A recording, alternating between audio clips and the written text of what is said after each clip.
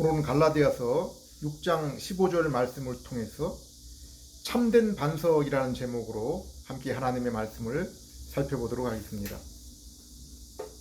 오래전 미국 중부 지역 세인트루이스에서 알라바마 남부에 있는 엔터프라이즈라는 그러한 곳으로 이사를 한 적이 있습니다. 온 식구가 이삿짐 차량 U-홀에다가 차를 실은 트레일러까지 끌고 장거리 운전을 했습니다. 낯설은 지역을 오직 내비게이션에 의존하여 여행을 했습니다. 그런데 한참 가다가 보니 으슥한 외딴 길로 내비게이션이 안내를 하는 것이었습니다. 주변은 온통 죽은 나무와 가지 그리고 늪과 연못으로 이루어진 지역이었습니다. 또한 우리가 건너가야 하는 다리는 나무로 된 것이었고 오랫동안 사용되지 않은 것처럼 보였습니다. 온 가족이 내비게이션의 잘못된 인도로 목재로 된 나무 다리를 차량이 움직일 때마다 삐걱거리는 소리를 들으면서 손에 땀을 쥐고 건넜던 기억이 있습니다. 모든 인생이 살다가 보면은 이와 같은 일들을 한두 번씩은 다 경험합니다. 또한 하루에도 몇 차례씩 삶의 현장에서 감정의 기복을 경험하기도 합니다. 그런데 중요한 것은 지금 우리의 인생살이에 올바른 방향으로 내가 안내를 받고 있느냐 하는 것입니다. 성경을 보면 모든 인생은 태어나면서부터 죄인으로 태어나 늘 죄와 짝하며 살아가고 있다고 했습니다. 그리고 그와 같은 죄의 삶의 결과는 죽음이요. 죽음 이후에는 영원한 심판이 기다리고 있다고 했습니다. 그렇다면 우리 인생은 제가 알라바마 남부 지역을 여행하며 경험했던 늪지대를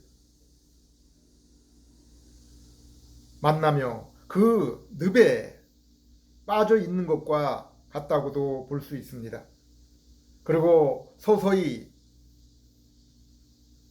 가라앉는 것과 같습니다. 지금 우리 앞에 가장 확실한 것은 이처럼 우리 모든 인생의 결말이 죽음이요. 그 후에 분명하게 심판이 있다는 것입니다.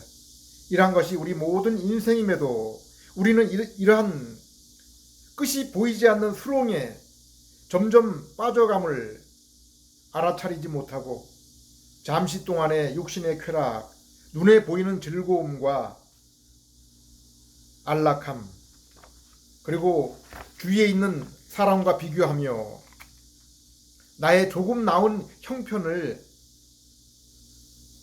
자랑하며 살아가고 있는 것이 우리들의 인생입니다. 그래서 요한일서 2장 16절에 이렇게 말씀하고 있습니다. 이는 세상에 있는 모든 것이 육신의 정욕과 안목의 정욕과 이생의 자랑이니 다 아버지께로부터 온 것이 아니요 세상으로부터 온 것이라. 이 세상도 그 정욕도 지나가되 오직 하나님의 뜻을 행하는 자는 영원히 거하느니라. 요한복음 3장을 보면은 밤중에 남들의 눈을 피해서 몰래 예수님을 찾아온 사람이 나옵니다. 니고데모입니다. 이 사람이 누구입니까?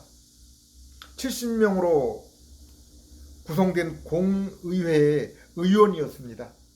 오늘날 국회의원이었습니다.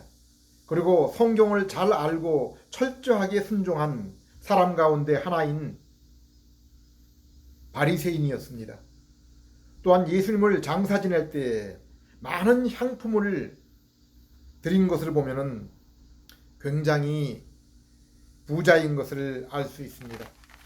성경에 나타난 것처럼 유대인의 지도자요 성경에 철저히 순종한 종교인이요 그리고 부자인 니고데모가 왜 사람들의 눈을 피해서 밤중에 예수님을 찾아왔습니까?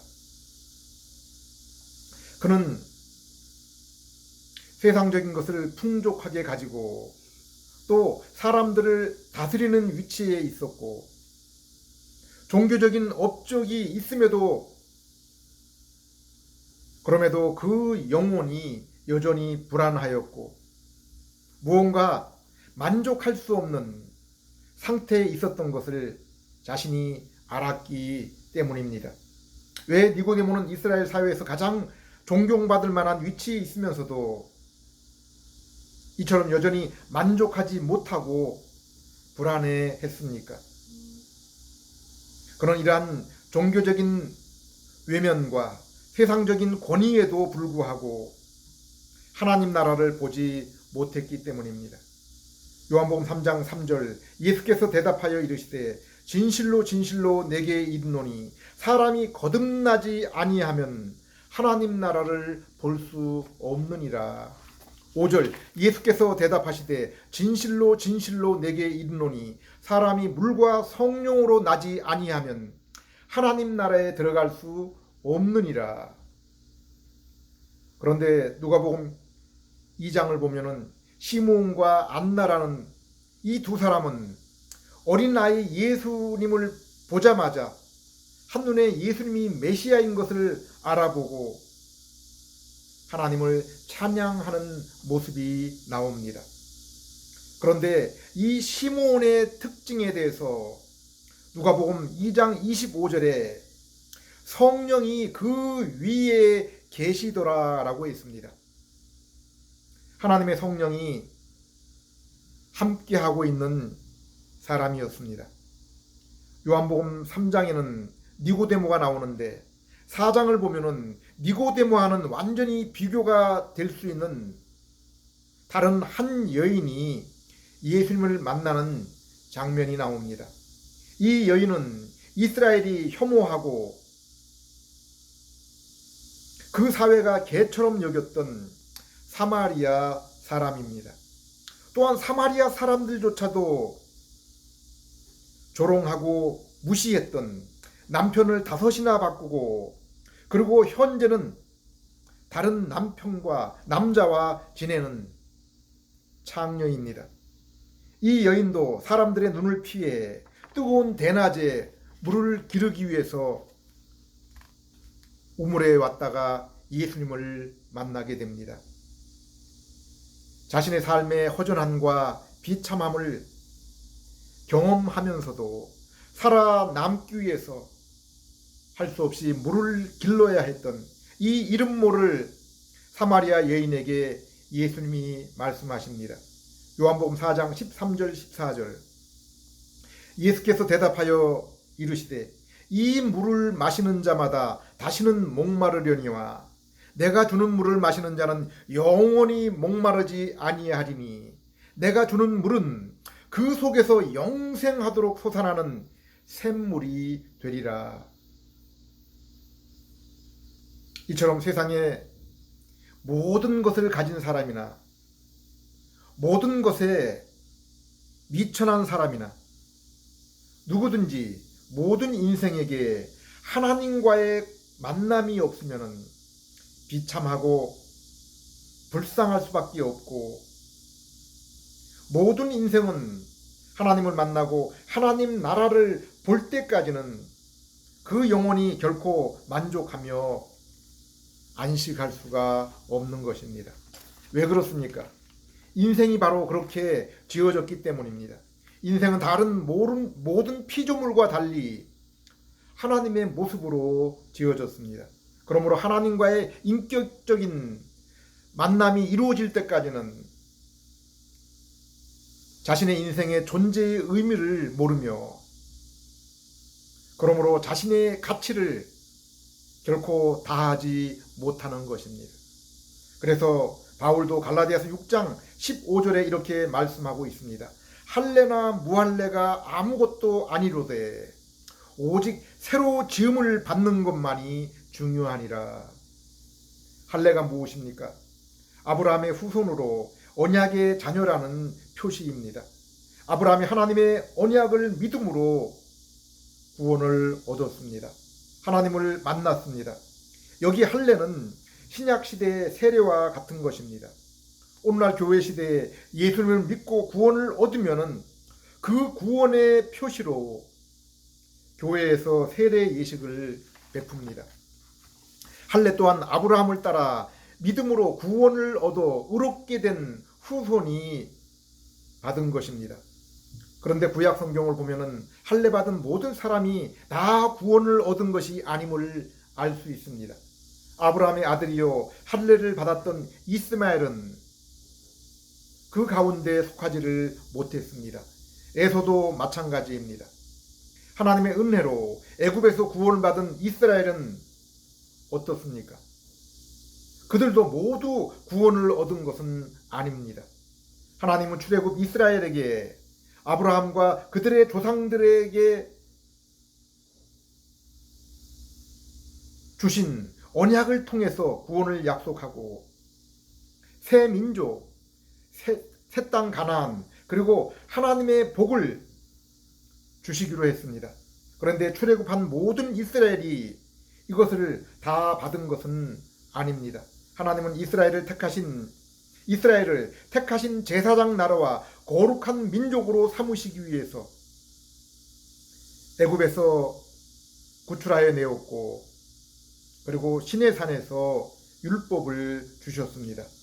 그리고 이 율법을 순종할 때 하나님이 이스라엘을 복 주시고, 불순종하게 될 때 저주를 내리실 것이라고 했습니다. 그런데 이스라엘이 이 율법을 지키지 못해서 저주를 받고 멸망이 임했습니다. 그들은 비록 육체에는 할례를 받았지만은 마음에는 할례를 받지 못했습니다. 이스라엘 외에 이방인들은 육체의 할례조차 받지 못했기 때문에 하나님의 저주, 진노의 심판을 벗어날 수가 없었던 것입니다. 오늘날 신약 교회로 보면은 마음의 할례, 마음의 세례를 받지 못한 그리스도인들이 누구입니까? 교회에 나오고 예수님을 믿는다고 하지만은 말씀에 순종하지 않는 사람들입니다. 사랑과 거룩의 삶을 추구하며 살아가지 못하는 사람들입니다. 할례, 곧 세례를 받지 못한 자, 곧 예수님을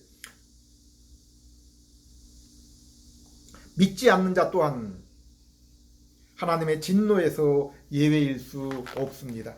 아담을 보십시오. 성경에 나오는 아담의 존재와 그 상태가 얼마나 놀랍고 아름답습니까? 그는 하나님의 형상으로 지음을 받아 하나님과 함께 동행하며 하나님이 맡기신, 하나님 보시기에도 아름다운 피조세계, 피조물을 다스리는 그러한 존재, 또 사명을 가지고 있었습니다. 베드로는 오늘날 이 땅의 성도들이 바로 이와 같이 아담과 같은 왕이요 제사장이라고 했습니다. 또한 아담에게는 온전한 안식과 더 나은 존재와 상태가 될 그러한 소망으로 살았습니다. 우리는 동상 가운데 생명나무와 하나님이 일곱째 되는 날을 거룩하게 하셔서 안식하셨던 것을 통해서 이 사실을 알 수 있습니다.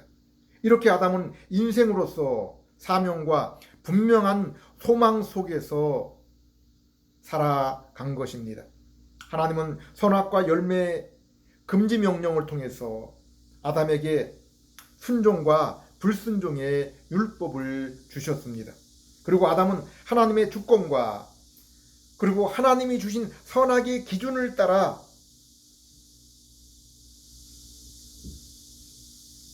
순종하며 살지 않고 선악과를 따먹었습니다. 그로부터 잃은 것이 바로 하나님과의 만남의 땅 에덴 동산이었습니다. 그럼에도 하나님은 아담에게 내린 저주와 함께 창세기 3장 15절에 여인의 후손을 통해서 죄와 사단으로부터 구원을 약속했습니다. 아담과 자신의 죄로 인해 이 척박한 세상에 사망 가운데 사는 모든 인생에게 소망은 우리의 죄 문제를 해결하고 하나님 앞에 의롭게 설 수 있도록 우리 대신 우리를 위해 율법을 순종하시고 십자가를 지신 여자의 후손 예수님께 있습니다. 이에 대해서 사도 바울은 자신의 소망은 이 육신의 몸을 벗어나는 것이 아니라 바로 이 몸이 하늘의 것으로 덧입는 것이라고 했습니다.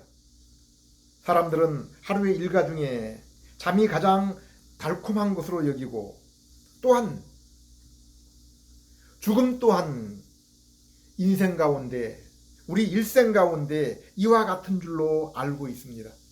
불교 또한 자신의 자아마저 없어지는 상태를 열반 극락이라고 부르고 있습니다. 그러나 그리스도인에게 있어서는 아닙니다.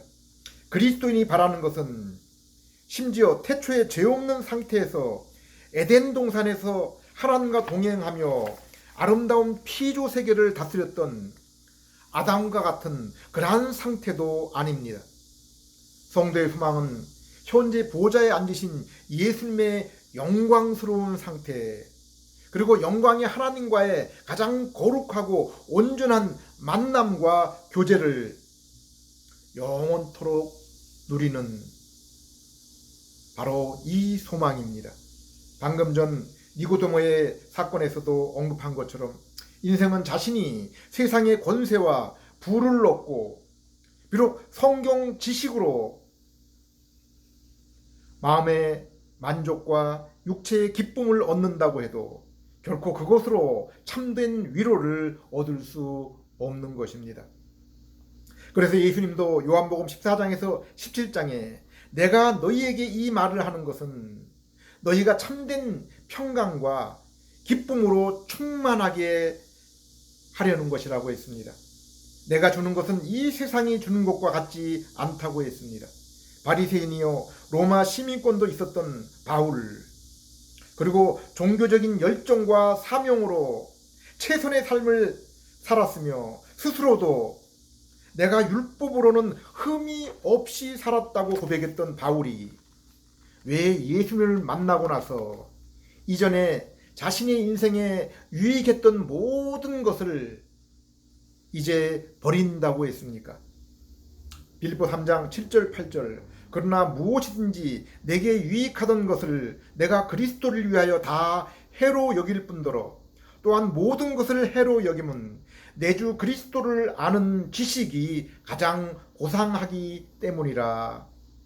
여기 바울이 말한 지식은 알문, 예수님 곧 하나님과의 인격적인 사귐을 말하고 있습니다. 그래서 요한복음 17장 3절에서 사도 요한은 영생은 곧 하나님과 그의 보내신 자 예수 그리스도를 아는 것이라고 했습니다.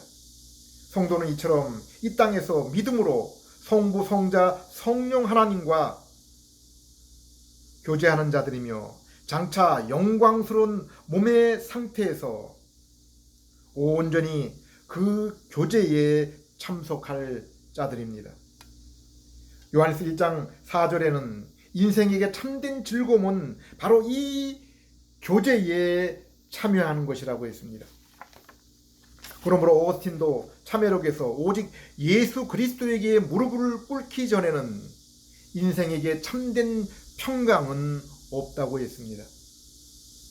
아담이 자신의 잘못된 선택으로 하나님과의 교제를 잃고 하나님과의 교제의 땅 에덴 동산을 쫓겨난 후에 세상에 살면서 이 죄악된 세상에 살면서 얼마나 그 땅과 하나님과의 만남을 사모했겠습니까? 그래서 아내의 이름도 모든 산자의 어미, 첫 아들을 낳을 때도 여호와께서 은혜로 주셨다라고 했습니다. 이처럼 아담은 창세기 3장 15절에 이 언약이 이루어질 그 날을 바라보고 살아간 것입니다. 하나님은 아담의 후손들인 모든 죄인들에게 이 세상에 속하지 말고 언약을 굳게 붙잡으라고 말씀하고 있습니다. 하나님은 죄악의 최초의 세상에서 오직 노아만을 의롭게 여기고 심판에서 그의 가족을 구원했습니다. 어떻게 포악이 극에 달한 최초의 세상에서 오직 노아만이 하나님 앞에 의인으로 인정을 받을 수 있었습니까? 창세기 6장 9절, 이것이 노아의 족본이라. 노아는 의인이요 당대의 완전한 자라. 그는 하나님과 동행하였으며. 노아가 어떻게 에덴 동산의 아담처럼 하나님과 동행하는 의인이요 완전한 자라고 불릴 수가 있었습니까? 그 원인이 바로 앞장에 나옵니다. 8절, 그러나 노아는 여호와께 은혜를 입었더라. 히브리서 11장 7절에도 노아가 하나님을 경외하며 하나님의 경고를 받아 방주를 준비한 것은 바로 믿음에 의해서라고 했습니다. 이처럼 노아는 먼저 하나님의 은혜를 입어 시므온처럼 성령이 그에게 임했고 믿음을 통해서 의의 상속자가 된 것입니다. 아브라함도 바벨론 죄악의 세상에서 벗어난 것은 아브라함 스스로의 선택에 의한 것이 아닙니다. 아브라함과 그의 아비와 그들의 가정도 우상을 숭배하며 유대 전승에 의하면 심지어 우상을 만들어서 그들에게 팔았던 가정이라고 했습니다. 여호수아서 24장 2절 3절, 여호와께서 이같이 말씀하시기를 옛적에 너의 조상들 곧 아브라함의 아버지 나홀의 아버지 데라가 강 저쪽에 거주하며 다른 신들을 섬겼으나 내가 너희의 조상 아브라함을 강 저쪽에서 이끌어내어. 이러한 아브라함을 하나님이 의인으로 세우시고 죄악된 세상에서 뱀의 후손들과 분리하여 새 민족, 새 땅, 그리고 하나님의 복을 나누어 줄 그러한 사람으로 세우시고 온 땅이 아브라함으로 말미암아 복을 얻게 하신 그 원인이 어디에 있습니까? 창세기 15장 6절, 아브라함이 여호와를 믿음에 여호와께서 이를 그의 의로 여기시고. 하나님이 아브라함을 의인으로 여기고 그와 동행하셨던 이유가 무엇이라고 했습니까? 오직 믿음 때문이라고 했습니다. 아브라함이 이렇게 믿음으로 의인이 된 후에 한 일이 무엇입니까? 제단을 쌓은 것입니다. 노아도 믿음으로 의인이 된 후에 하나님의 구원하심을 본 후에 가장 먼저 한 일, 곧 홍수에서 구원 후에 가장 먼저 한 일이 바로 제단을 쌓는 일이었습니다. 여기 제단을 쌓았다는 것은 하나님께 예배를 드렸음을 의미합니다. 신약 성경에서는 성도들이 이 제단을 쌓는 것을 이제 몸으로 산 제사를 드리는 것이라 표현하고 있습니다. 하나님이 참으로 원하는 것은 소나 양으로 제사를 지내는 것이 아니라 바로 인자와 성실로 우리 하나님 앞에 나아가는 것이기 때문입니다. 요한일서 1장 7절의 말씀처럼 빛 가운데 계신 하나님께 우리도 빛 가운데 사는 그 삶의 모습으로 하나님과 동행할 수 있으며 이러한 하나님과의 동행을 통한 삶이 참된 예배의 의미요 본질인 것입니다. 그러므로 하나님은 하나님의 은혜로 하나님의 언약과 약속의 실체 되신 그리스도를 성령님의 중생을 통해 믿은 아브라함에게 이제 너는 내 앞에서 완전하라라고 요구하신 것입니다. 그러나 비록 아브라함이 믿음으로 구원을 얻었다고 하나님 앞에 완전히 죄 없는 삶을 살 수 있었던 것은 아닙니다. 우리는 하나님이 아브라함을 부르신 이후에도 아브라함은 두 번이나 아내를 이방 왕에게 내주었고 또 아내의 요구를 따라 자신의 몸종을 취하여 아들을 얻기도 했습니다. 출애굽 이스라엘을 보십시오. 그들이 어떻게 죄악의 세상 애굽에서 구원을 얻었습니까? 그들이 하나님 앞에 의롭게 살았기 때문입니까? 아닙니다. 하나님이 아브라함과 그들의 조상 족장들에게 이미 언약한 언약 약속 때문입니다. 그들이 애굽을 탈출해 나오는 날밤 모든 이스라엘 집이 어린 양을 잡아서 그 피로 문설주에 발랐고 그리고 그 양을 잡아 먹었습니다. 그리고 하나님은 그들에게 누룩 없는 빵을 만들어 먹으라고 했습니다. 여기서 그들을 구원한 것은 바로 어린 양 예수님의 피와 살이었습니다. 그 피를 문설주에 바르고 그 몸을 먹음으로 구원을 얻은 것입니다. 이것이 유월절의 의미입니다. 그리고 유월절 이후에 무교절이 있습니다. 유월절 이후에 일주일을 구원을 얻은 이스라엘이 누룩 없는 빵을 먹어야 했습니다. 바울은 이 누룩 없는 빵을 성도들의 죄를 멀리하는 삶이라고 했습니다. 예수님의 보혈과 몸으로 생명을 얻은 성도는 이제 죄와 무관한 삶, 곧 거룩한 삶을 살 것을 우리 하나님께서 요구하고 있는 것입니다. 로마서 6장에 보면 바울도 예수님이 십자가의 죽음과 부활의 그 생명을 얻은 것은 너희도 이제 죄에 대해서 죽고 의에 대하여 살게 하려 함이라고 했습니다. 갈라디아서 5장 6절에도 그리스도 예수 안에서는 할례나 무할례가 효력이 없으되 사랑으로서 역사하는 믿음뿐이라고 했습니다. 하나님은 이스라엘을 죄악된 세상 애굽에서 구원하신 것은 바로 광야에서 예배 드리도록 하신 것입니다. 하나님께 예배 드리는 그러한 삶을 살도록 하신 것입니다.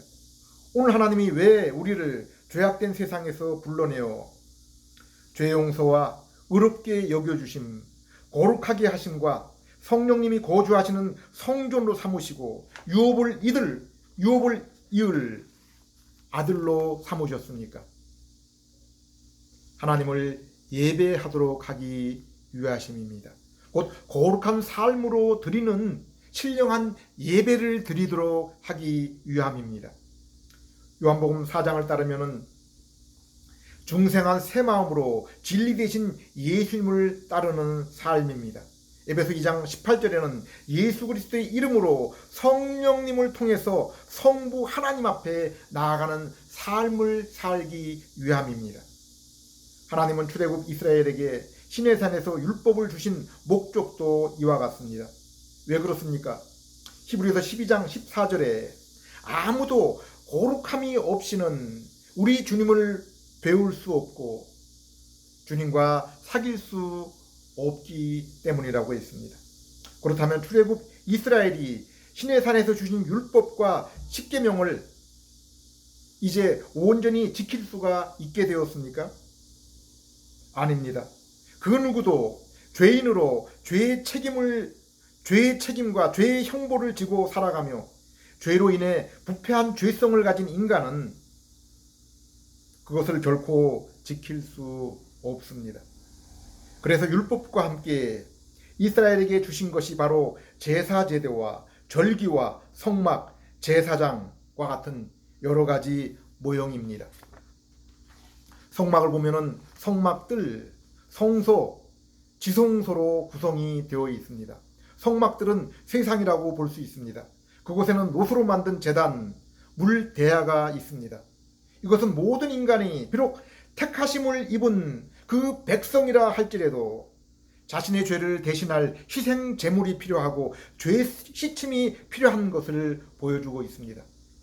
그리고 성막들을 지나 성소에 들어가면은 금촛대, 떡상, 금향로가 있습니다. 거기에 있는 모든 것은 성막 뜰에 있는 것과 달리 정금으로 되어 있습니다. 죄 없는 정결하고 귀한 것을 의미합니다. 여기 금촛대는 성령님과 성령님의 사역, 곧 조명을 의미합니다. 떡상은 생명의 떡과 영의 양식이 되시는 진리의 말씀이신 예수 그리스도입니다. 그리고 금향로는 하나님께 기도하는 성도의 영혼입니다. 심령입니다. 그리고 성소를 지나 지성소에 이를 수 있습니다. 속죄사라고 부르는데 두 천사의 그 모형이 이를 지키고 있습니다. 이곳이 바로 하나님과의 만남, 임재가 이루어지는 장소입니다. 구약 성경에는 오직 대제사장이 1년에 한 번 분향단을 가지고 이곳에 들어가도록 되어 있습니다. 그런데 여기 제단의 속죄의 제물인 희생 제물과 대제사장은 히브리서에서 바로 예수 그리스도라고 했습니다. 예수님이 십자가에 달려 죽으실 때 성소와 지성소를 가렸던 휘장이 위로부터 아래로 찢어졌습니다. 이 휘장은 천사의 무늬가 새겨졌는데 이것은 죄로 인해 에덴 동산 입구를 막았던 불칼을 든 천사를 의미합니다. 오늘날 성도들이 어떻게 하나님 보좌에 나아가 하나님의 인재를 맛보게 되며 그 교제로 인해서 말할 수 없는 즐거움과 평강을 이 세상에서 경험하게 됩니까? 먼저 속죄단에서 예수님의 보혈로 죄의 용서를 받고 물두멍에서 날마다 짓는 자신의 죄를 회개하며 씻어야 됩니다. 성소에서 생명의 떡이요 영의 양식이 되는 진리의 예수님을 말씀을 통해 만나며 묵상하며 또 촛대지신 성령님이 그 말씀을 우리 심령에 비추고 조명하여 깨닫게 해주셔서 우리의 심령이 살아나고 영적인 눈이 열려 깨닫게 될 때 우리는 지성소에 하나님을 만나게 되고 하나님과의 그 교제를 경험하게 되는 것입니다. 이때 우리는 1대1로 지성소에서 성부 하나님 그리고 삼위일체 하나님과 만나 평안과 기쁨을 얻고 세상을 이길 힘과 위로를 얻게 되는 것입니다. 출애굽 이스라엘도 마찬가지였습니다. 오직 중생하여 예수 그리스도를 믿은 참 이스라엘만이 기쁨으로 새 마음과 함께 율법을 사랑하며 지킬 수 있었던 것입니다. 곧 육체의 할례뿐 아니라 심령의 할례를 받아야 율법을 사랑하고 그 율법을 즐거워하여 주야로 묵상하며 순종할 수 있는 것입니다. 로마서 2장 28절 29절 유대인으로 태어났다고 해서 참 유대인이 아니며 육체의 할례를 받았다고 해서 참 할례가 아닙니다. 오직 마음에 참된 변화를 받은 사람이라야 참 유대인이며 기록된 율법이 아닌 성령님에 의해서 마음의 할례가 진정한 할례입니다. 이런 사람은 칭찬을 사람에게서 받는 것이 아니라 하나님에게서 받습니다. 그러므로 모세도 이 사실을 알고 이스라엘에게 율법을 너희 마음의 색이라고 했습니다. 마음의 할례를 받으라고 한 것입니다. 신명기 6장 6절 오늘 내가 네게 명하는 이 말씀을 너는 마음에 새기고 신명기 30장 6절 내 하나님 여호와께서 내 마음과 내 자손의 마음에 할례를 베푸사 너로 마음을 다하여 뜻을 다하여 내 하나님 여호와를 사랑하게 하사 너로 생명을 얻게 하실 것이며 오늘날뿐 아니라 이스라엘도 오직 성령님의 중생을 통해서 예수를 믿음으로 심령의 할례를 받을 때 참으로 하나님의 말씀을 사랑하며 순종하며 그로 인하여 하나님과 동행할 수 있는 것입니다. 아담 이후 에덴 동산에서 쫓겨난 모든 인류 가운데 하나님은 택하신 백성을 이 세상에서 건져내어 구별하시는 것을 보게 됩니다. 노아를 옛 세상에서, 아브라함을 바벨론 세상에서, 이스라엘을 애굽에서, 그리고 바벨론의 노예로 있던 유대인들을 그곳에서 건져내어 약속의 땅으로 인도하시는 것을 볼 수 있습니다. 마태복음을 보면은 예수님이 참 이스라엘 곧 유대인과 이방인 중에 자신을 참으로 믿는 백성을 새롭게 출애굽시키는 분임을 알 수 있습니다. 그래서 예수님은 야곱의 70명의 가족처럼 애굽으로 먼저 들어가시고 그곳에서 다시 나오시고 요단강에서 이스라엘이 홍해에서 세례를 받으신 것처럼 세례를 받으십니다. 이스라엘이 광야에서 40년간 하나님을 시험한 것처럼 예수님도 광야에서 40일간 시험을 받고 이기십니다. 예수님은 비록 노아, 아브라함, 모세, 이스라엘, 다윗이 온전히 순종하지 못한 것을 예수님은 순종하시고 십자가에서 하나님이 택하신 백성의 구원을 위해서 요구하신 것을 다 이루셨습니다. 그러므로 예수님이 십자가에서 숨을 거두실 때 내가 다 이루었느니라 라고 고백하신 것입니다. 그리고 성부 하나님도 예수님의 그 부활을 통해서 그것을 인정하셨습니다. 우리는 우리의 구원을 위해서 아브라함을 의지하는 것이 아닙니다. 아담, 노아, 모세, 다윗 그리고 선지자를 보는 것도 아닙니다. 오직 아브라함과 믿음의 모든 선진과 조상들이 하나님의 언약, 그 언약의 성취이신 예수님을 보고 믿은 것처럼 그들이 믿은 예수님을 믿고 구원을 얻은 것입니다. 또한 예수님을 믿고 그들이 복과 상급을 얻은 것처럼 그들과 함께 우리도 또한 믿음으로 동일한 것을 얻은 것입니다. 이스라엘을 비롯한 모든 믿음의 선진들이 율법과 계명을 온전히 지켜서 하나님 앞에 의인이요 완전한 자로 인정받을 수 없습니다. 노아도 아브라함도 모세, 다윗, 욥과 다니엘도 오직 여인의 후손, 아브라함의 자손, 다윗 왕의 후손으로 오실 예수 그리스도를 믿음으로 죄 용서를 받고 의롭게 되고 성령님이 주신 새 마음을 따라 비록 날마다 죄로 인해 다시 쓰러질지라도 다시 일어나 회개하며 의와 거룩을 추구하며 하나님과 동행하며 살아갈 수 있게 된 것입니다. 그래서 성경은 모세에게 주신 율법을 옛 언약으로 부르며 에레미야와 사도들이 예수님이 이루신 것을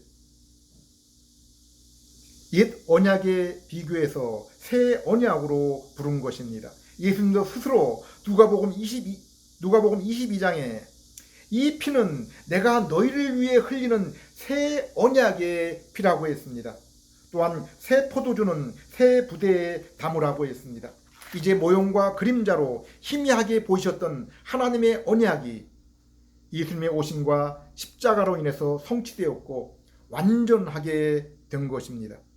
이제 우리는 에레미야 31장, 에스겔서 36장의 새 언약으로 선지자들이 예언했고 예수님이 친히 자신의 피와 몸으로 이루셨다고 말씀하시고 사도 바울이 로마서와 서신서에서 밝힌 하나님의 비밀, 약속하신 언약의 모든 모습과 실체가 이제 완성이 되어서 그 본래의 모습이 드러나게 된 것입니다.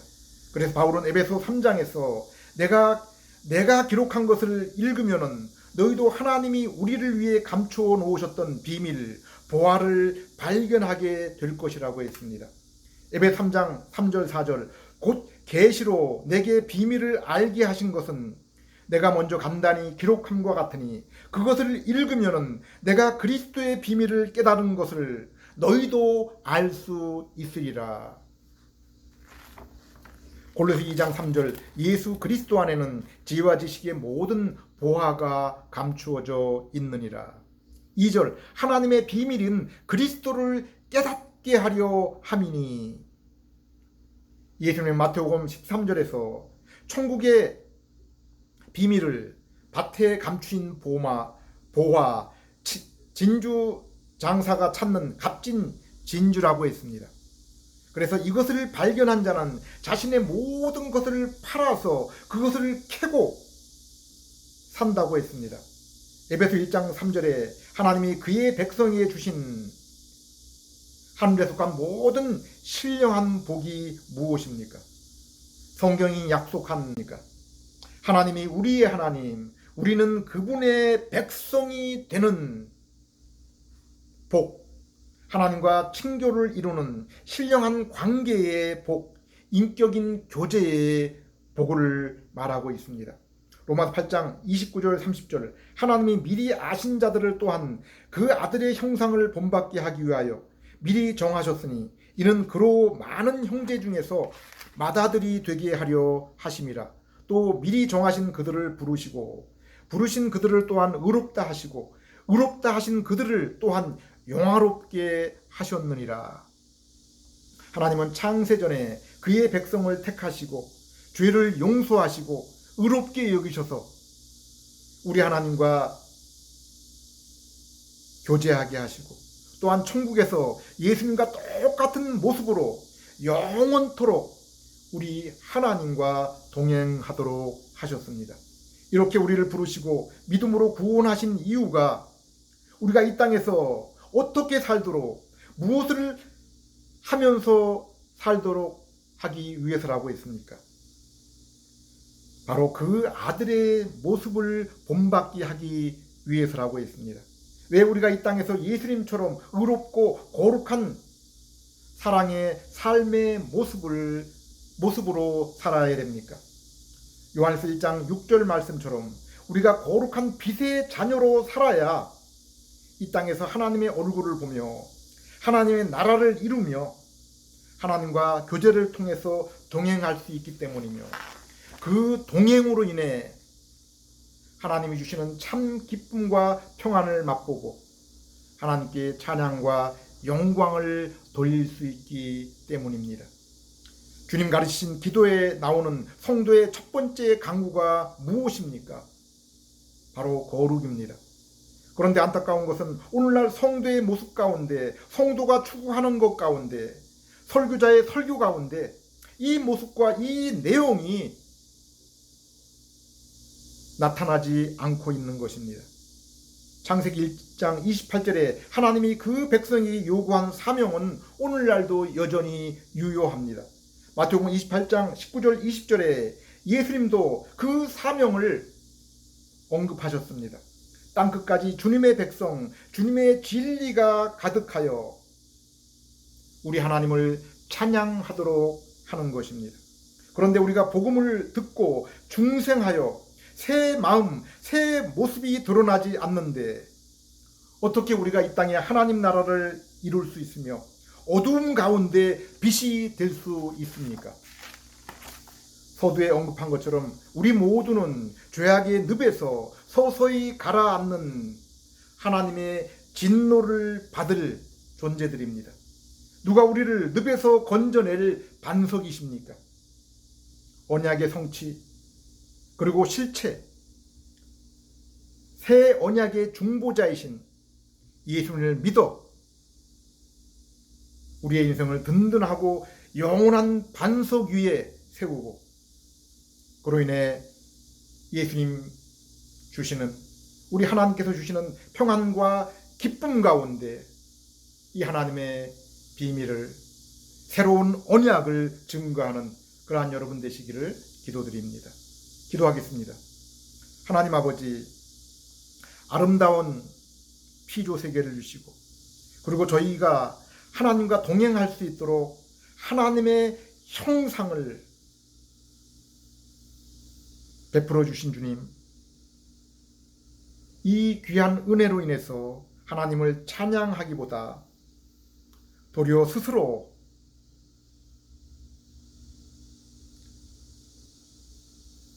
은혜를 잊어버리고 하나님처럼 되고자 했던 저희의 악하고 어리석음을 용서하여 주시옵소서. 죄인인 저희를 버리지 않으시고 아담과 에덴 동산보다 더 좋은 소망을 저희에게 허락하신 하나님 아버지, 이 시간도 예수 그리스도 안에 감춘 이 비밀과 보화를 저희의 믿음의 눈을 열어서 볼 수 있게 해 주시옵소서. 그리하여 오직 우리 주님만으로 만족하며 자랑하며 영원토록 찬양할 수 있는 저희들 될 수 있게 해 주시옵소서. 예수님 이름으로 기도드립니다.